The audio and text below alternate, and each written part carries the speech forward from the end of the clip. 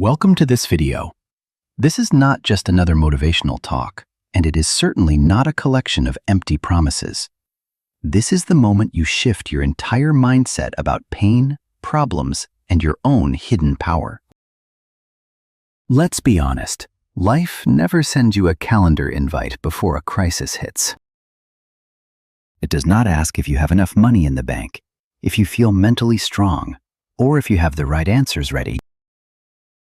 One day you wake up and a problem hits you like a cold splash of water. Maybe it is a sudden loss of income. Maybe it is a broken relationship, a professional failure, or a heavy cloud of anxiety that just won't go away. Whatever the situation is, one truth remains: problems do not knock on the door. They crash into your life, and they really do not care how tired, lost, or overwhelmed you already feel. In that exact moment, you are standing at a crossroads. You have two choices. You can react like the majority, panic, overthink, spiral into self-doubt, or simply give up. Or you can respond like a warrior. You can pause, observe, think, and transform the chaos into clarity. This video is not for people who want to stay stuck in a cycle of sadness. This video is for those ready to reclaim their strength. I am going to show you how to face any obstacle in a way you have never tried before. No complicated theories, no unrealistic fluff. Just 7 powerful steps rooted in the raw, honest truth of the human experience. You will learn how to master your emotions, think clearly under immense pressure, and turn your biggest challenges into your greatest advantages. Because the truth is, problems themselves do not destroy you. It is your reaction to them that does the damage. And while we work through this, you will also be sharpening your English with clear, powerful, and natural language that anyone can understand. So, if you are serious about your growth and ready for real change, let us begin. Lesson 1. Don't react. Pause and observe. Let us start right here. The most critical step in solving any crisis is to stop the emotional explosion. Why? Because when something goes wrong, the first thing that breaks is not the situation, it is your mind. You start shouting inside. Why is this happening to me? What if I lose everything? What will people say? You start imagining a future disaster that has not even happened yet. And guess what? The problem just grew 10 times larger, not because the situation changed, but because your mind made it a monster. That is why you must pause. How do you pause like a master? First, breathe. Take a deep, intentional inhale. Hold it for 4 seconds. Exhale slowly. Do this 4 times. This is not just a suggestion, it is a biological hack. It slows your heart rate, calms your nervous system, and pulls you back into the present moment. Next, get silent. Do not call everyone you know. Do not post your feelings on social media. Do not complain to the first person who listens. Sit in silence. Let your brain reset. Remember, when your emotions are screaming, your intelligence goes quiet. But when you are calm, your wisdom wakes up. Ask yourself, what exactly happened, without adding a layer of drama. Do not say, my life is over because I lost my job.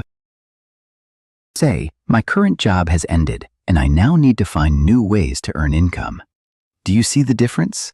The first mindset destroys you, the second one builds you. When you react emotionally, you give the problem all the power. But when you pause and observe, you take that power back. Imagine a woman named Chloe. She receives a message that her partner is leaving her. Her first instinct is to scream, cry, and send 100 angry texts. But instead, she pauses. She sits alone. She breathes. She writes down the facts. They left. I am in pain, but I am still here. I am still breathing. I have my future ahead of me. She chooses to observe the pain rather than become the pain. Now she is in control. She is no longer a victim of the storm. She is the one watching it pass. Every strong, successful person you admire has this one secret. They pause when the world shakes. They do not panic. They prepare. If you are facing a problem today, before you take a single step, pause. Control your energy. Because the storm is not outside. The storm is inside. And the one who controls the storm becomes unshakable. Lesson 2. Write the problem down. Most people try to solve their life's biggest challenges entirely inside their heads. But let us be real. The human brain was never designed to act as a storage room for endless pain, confusion, and what-if scenarios. When a crisis hits, your mind quickly turns into a battlefield. You start looping the same thoughts. What do I do now? What if I fail again? Will people judge me? How will I survive this? These thoughts spin around like a broken record, draining your energy. You wake up with stress, you go to sleep with anxiety, and you wear a fake smile while you are mentally drowning on the inside. This is why this step is not just a suggestion, it is emotional CPR. You need to pull the problem out of your mind and put it onto paper. Think of it this way. Your brain is a tool for problem solving, not for filing away emotional trash. If you were trying to cook a 5-star meal in a kitchen filled with dirty dishes, smoke, and clutter, you would not get very far. You would just be frustrated. Your mind is the same. You cannot find a solution when your mental space is packed with fear and confusion. To do this right, grab a physical notebook and a pen. No typing on your phone, no half-hearted notes. Use your hand to write on real paper. This physical act creates a bridge between your heavy emotions and your logical thoughts. Start by giving your problem a clear title. Treat it like a chapter in a book. By naming it, you stop treating it like a chaotic nightmare and start seeing it as a manageable situation. Whether it is, I lost my income, I failed my exam, or I am feeling stuck in my path, name it, face it, and own it. Now write down 4 specific things. First, state the facts. What exactly happened? Keep it honest and dry. No drama, just the truth. Second, how does it make you feel? Let the emotions come out. It is okay to admit you feel embarrassed or scared. Third, what are you afraid of happening next? Write down the worst-case scenario. Do not hide from it. Once it is on paper, it loses its power to haunt you. Fourth, what do you need right now? Maybe it is a clear plan, a bit of rest, or some professional advice. Take the story of Marcus, a young professional who felt like his world was collapsing because he lost a project he had worked on for months. He felt like a total failure. His head was screaming that he was not good enough. But when he finally sat down and wrote it all out, the facts, the fears, and the needs, he stopped spiraling. He saw that the problem was just one project, not his entire career. Writing it down turned a monster into a map. You are no longer a victim drowning in a sea of thoughts. You are a researcher studying a situation. If you can write it down clearly, you can solve it bravely. Remember, writing is not just for poets. It is how people who feel broken put their pieces back together. Lesson 3. Break the problem into pieces. Let us get real for a second. When a massive challenge hits, it feels like a giant, dark mountain standing right in the middle of your path. You look up at the peak and think, there is no way I can climb this. It is too steep, too high, and I am already exhausted. You feel trapped. But here is the secret that successful people know. No problem is truly one giant monster.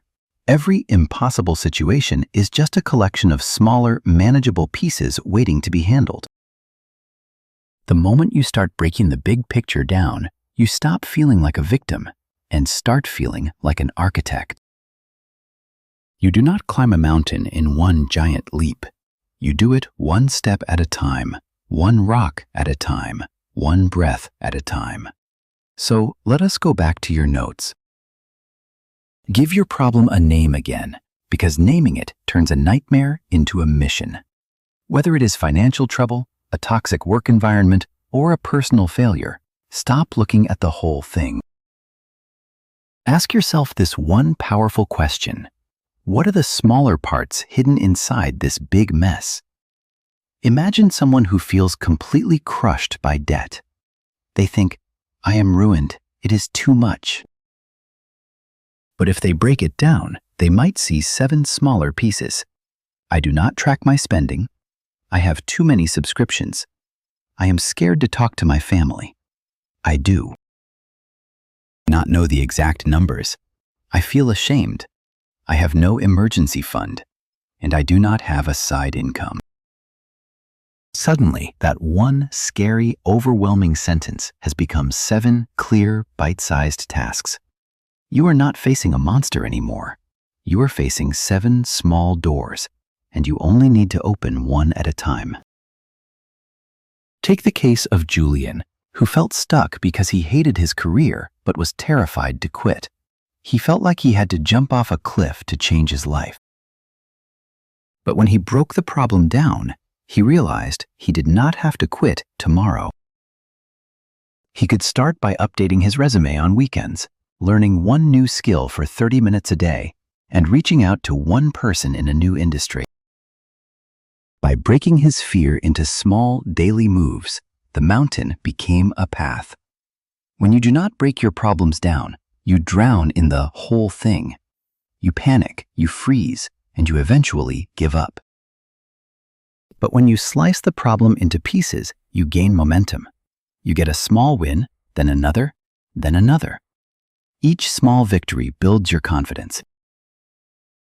You start to feel like you are in motion, and motion is the enemy of anxiety. You are no longer waiting for life to fix itself. You are actively building your way out. Remember, nobody builds a house in one day. Nobody escapes rock bottom in a single stride. You solve one part, then the next, then the next. Stop screaming at the whole mountain and just find the first small rock you can move today. Move it, and tomorrow, move the next one. That is how you reach the top. Lesson 4. Talk to someone you trust, but not everyone. Sometimes the biggest part of your pain isn't the problem itself. It's the fact that you are carrying it in total silence. You wake up every morning with a storm raging in your heart, but you put on a brave face at work. You laugh with friends, and you tell everyone that you are fine. But deep down, you are crumbling. Slowly, that silence becomes a heavy weight. You start to tell yourself lies. Nobody will understand. They will think I am weak. Or, everyone has their own issues, so I should not bother them.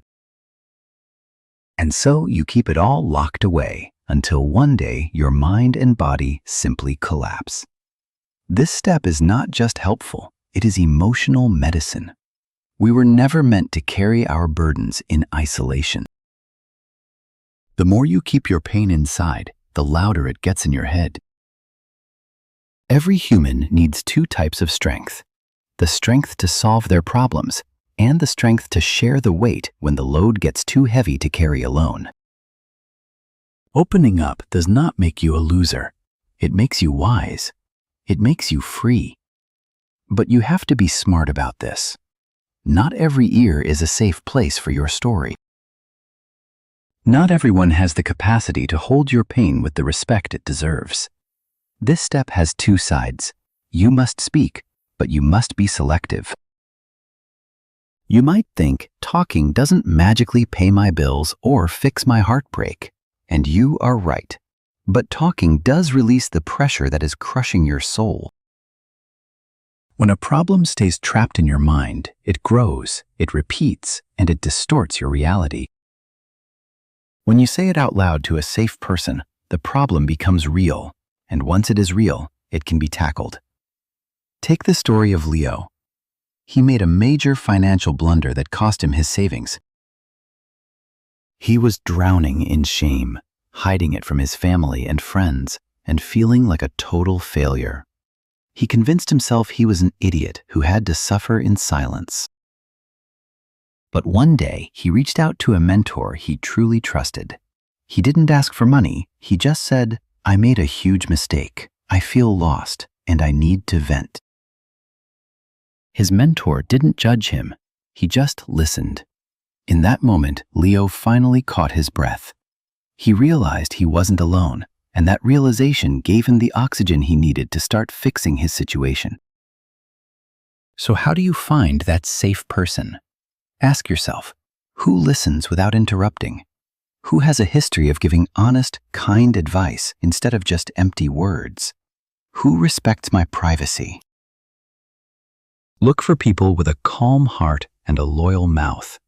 It could be a mentor, a close friend, or a support group. If you are struggling to start, try saying this: "I am not looking for advice right now. I just need to be heard. Can I talk to you for a few minutes? I trust you." And if you feel like you truly have no one, you still have a voice. Talk to a journal, record a voice note for yourself, or write a letter you never send. The goal is to set your truth free from the prison of silence. Once your pain has a witness, even if that witness is just a page in a notebook, it loses its power to control you. Don't chase sympathy from strangers on the internet. Find one safe soul, speak your truth, and watch how much lighter your world becomes. Lesson 5. Ask the million-dollar question. Let us be real. When things go sideways, your first reaction is usually a frustrated cry of, "Why me? Why is life so unfair? What did I do to deserve this?" These are perfectly human responses, but they all stem from a place of emotional wounding. If you camp out in that mindset for too long, your pain curdles into bitterness, anger, or deep self-doubt. You stop thinking like a strategist and start feeling like a victim of your circumstances. Worst of all, you completely miss the hidden lesson life is trying to hand you. But the moment you shift your focus and ask, "What is this problem trying to teach me?" something shifts in your brain. You stop feeling helpless and start feeling curious. You aren't just suffering anymore. You are evolving. Nobody enjoys pain, and nobody goes looking for failure. But pain possesses a specific kind of truth that comfort simply lacks. When life is easy, we rarely stop to examine our foundations. We don't change, we don't reflect, and we don't grow. It is usually when the walls start closing in that your soul finally wakes up. So when a challenge hits, pause and ask the big questions. What is this moment trying to show me that I have been ignoring? What is this teaching me about my own boundaries, my habits, or my values? Consider the story of Maya. She spent years in a draining, toxic friendship, constantly making excuses for the other person's selfishness, thinking that being a good friend meant tolerating disrespect. When the relationship finally exploded and ended, she was devastated. But instead of just wallowing in the heartbreak, she asked herself, "What was this trying to teach me?" She realized she had been abandoning her own self-worth just to keep someone else happy. She saw that she had ignored every red flag because she was terrified of being alone. That realization was the turning point. She started reading, she set new boundaries, and she invested in her own growth. A year later, she wasn't just over the pain. She was a stronger, more self-assured person.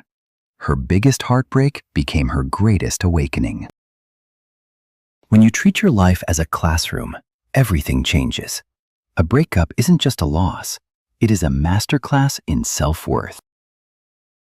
A professional failure isn't the end of the road, it is a lesson in discipline and focus. A rejection isn't humiliation, it is a redirection towards something better. Suddenly, your problems aren't destroying you, they are sharpening you.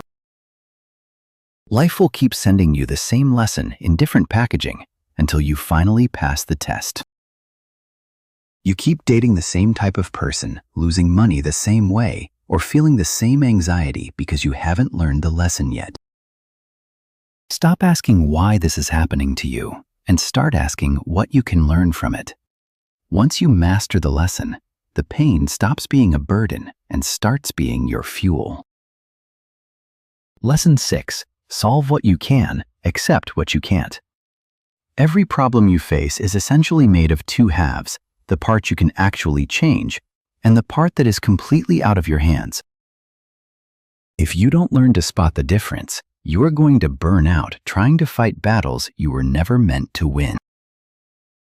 Many people stay stuck in a rut, not because they are lazy, but because they are pouring all their energy into things they cannot control, while ignoring the small, simple actions that could actually move the needle. This is the ultimate life hack for mental clarity. Think of it as two circles. Circle 1 contains everything within your control: your attitude, your daily habits, the words you choose, and how you respond to pressure. Circle 2 contains everything outside your control: what other people think, the past, the economy, or the outcome of every single situation. When you are in pain, stop and ask yourself, which circle does this belong to? If you are obsessing over what someone else said or crying over a decision that already happened, you are standing in circle 2, screaming at the rain. You can get soaked, you can get angry, but the rain is going to fall regardless. Fighting it only leaves you exhausted. Take the story of Lucas, a dedicated athlete who trained for years for a major championship. Just weeks before the event, he suffered a severe injury. He was devastated, angry, and spent days fighting the reality of his situation, convinced that if he just pushed harder, he could ignore the pain. He was miserable. Eventually, his coach sat him down and gave him a reality check. Stop trying to control the injury and start focusing on what you can still build. Lucas shifted his focus. He couldn't compete, but he could study the game, mentor younger athletes, and work on his recovery with discipline. By focusing on his own actions, the things in his control, he turned a career-ending injury into a new chapter as a coach.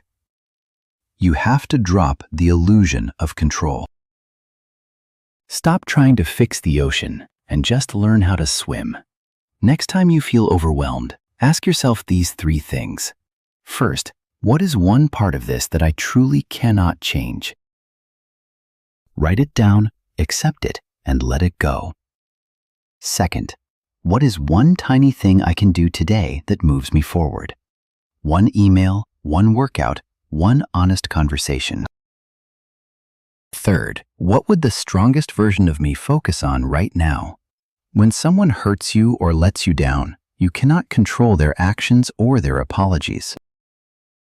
But you can control how you heal, whether you hold on to bitterness or choose to move on, and how you invest your energy from this day forward. That is where your real power lives. Life will always throw problems your way. That is a given. But the person who knows how to say, I cannot control this part, so I won't waste my energy on it, but I can control this part, so I will give it my best, becomes unstoppable. You will find peace not when your problems disappear, but when you stop wasting your life energy on things you cannot change and start pouring it into the small, deliberate actions that rebuild your future. Lesson 7. Use the 24-hour power move. Here is the cold, hard truth. Thinking about your problems won't fix them. Talking about them won't make them vanish. Even fully understanding your situation won't change your reality. Only action creates movement. Only doing something, anything, triggers the change you are waiting for. You can sit in your room for weeks, replaying your mistakes, crying over what you lost, or sketching out the perfect plan. But until you actually move, you are just spinning your wheels. This final step is your greatest key to freedom. Sometimes the only thing separating you from a completely different life is one bold, intentional action taken within the next 24 hours.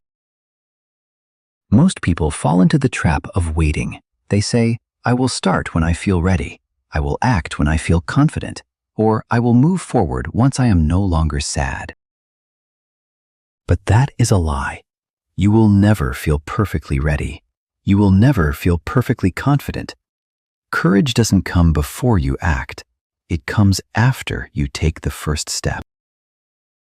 You don't wait to feel strong. You take action, and strength starts to build beneath your feet. This is the engine that pulls you out of the mud. A power move is any clear, intentional step, no matter how small, that pushes your life forward. It doesn't have to be a grand gesture. It just has to be real, and it has to happen now. Why the 24-hour deadline? Because urgency kills fear. Because waiting is where momentum goes to die. The most dangerous place to be is stuck in your own head, doing absolutely nothing. If you are currently feeling lost, try one of these moves today.